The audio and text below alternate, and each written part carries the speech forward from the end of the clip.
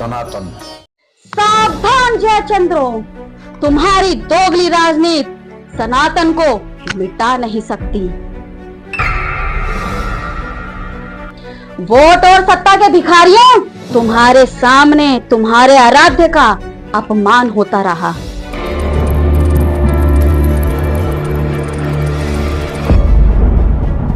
और तुम केवल चंद वोटों के लिए मौन रहे। किंतु सावधान, नारायण के 10वें अवतार के रूप में भगवान कल्कि इसी संभल में आ रहे हैं। मिलने लगे हैं सबूत और आने लगी है सनातन की सौंधी महक।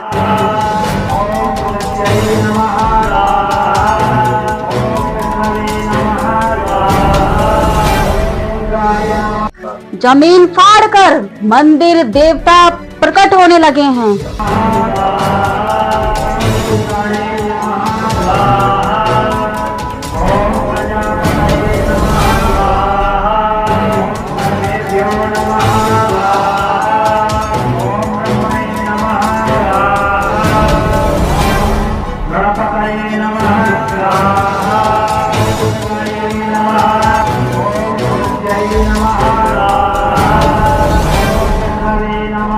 किंतु थू है ऐसे नेताओं पर जो मात्र सत्ता और वोट की भूख के कारण सनातन के खिलाफ होने वाले षड्यंत्रों पर धृतराष्ट्र की तरह मौन और अंधे रहे। अगर आप सारा सच जानना चाहते हैं तो देखिए, मेरे साथ जुड़े रहिए। मैं दीपा शर्मा सनसनीखेज खबर के साथ खुलासा करते हुए संभल का वो सच। आज का संभल सिर्फ संभल नहीं है, बल्कि यह संभल सतयुग से स्थापित है। आप जानकर आश्चर्य करोगे कि सतयुग के इस संभल को सत्यव्रत नाम से जाना जाता था, किंतु त्रेता आते आते इसे महदगिरी के नाम से जाना जाने लगा। द्वापर में यही पिंगल नाम से जाना गया और आज इसे संभल नाम से जाना जाता है। सतयुग में राजा हरिश्चंद्र, त्रेता में भगवान श्री राम, द्वापर में भगवान श्री कृष्ण और कलयुग में अब भगवान कल्कि के समय भी यह संभल विद्यमान रहेगा। इसी संभल के 68 तीर्थ और 19 कूप थे। इस संभल में 68 तीर्थ और 19 कूप थे। क्या है समझने के लिए पर्याप्त नहीं था कि यह सनातन धर्म की बहुत बड़ा धार्मिक क्षेत्र था। इसी संभल में देवाधिदेव महादेव के 3 प्रमुख स्थान थे, जिसमें पूर्व में चंद्रशेखर, उत्तर में भुवनेश्वर और दक्षिण में संभलेश्वर महादेव विद्यमान थे। इसी संभल में प्रतिवर्ष कार्तिक शुक्ल चतुर्थी और पंचमी को विशाल मेला लगता था। सनातन का विशाल धार्मिक क्षेत्र था यह संभल। किंतु 5वीं शताब्दी में ये पांचाल शासकों का राज्य रहा। जानते हैं पांचाल शासक कौन थे? राजा द्रुपद और महाभारत से जुड़े हुए लोग। किंतु जैसे ही आक्रांता मुगलों के पांव भारत की पावन धरती पर पड़े, उन्होंने अयोध्या, काशी और मथुरा के साथ साथ संभल को भी अपने घोड़ों की टापों से रौंदना शुरू कर दिया।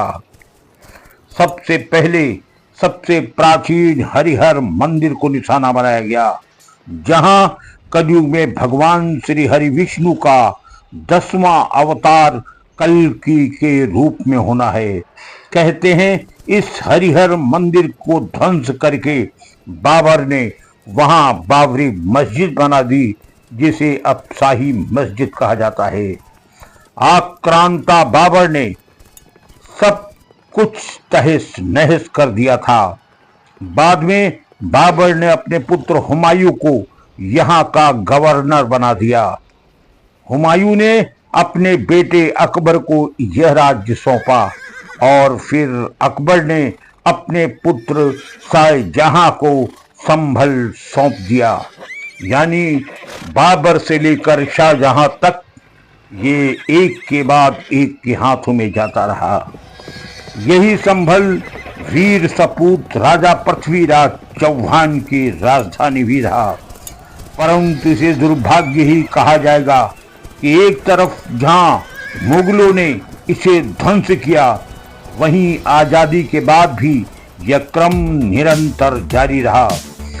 वोट की अंधी दौड़ में शामिल नेता धृतराष्ट्र बने बैठे रहे। वे सब कुछ जानते रहे, सब कुछ देखते रहे, लेकिन वोट की गंदी सियासत में उनके आंखों पर पट्टी बंधी रही। मुंह मौन रहा और संभल के 19 कूप, बावड़ी, तालाब और 68 तीर्थ एक एक करके सब तबाह कर दिए गए। कहाँ गया वो राधा कृष्ण का प्राचीन मंदिर? कहाँ है बांके बिहारी का वो विशाल मंदिर? कहाँ पलायन कर गए सनातनी हिंदू जात? कैसे हिंदुओं का पलायन हुआ?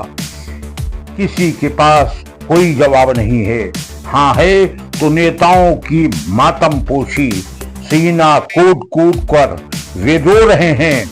वे कभी सत्ता पे बैठे सत्ताधीशों को धमका रहे हैं और कभी नौकरशाहों से निपट लेने की धमकी दे रहे हैं, लेकिन ऐसा नहीं है।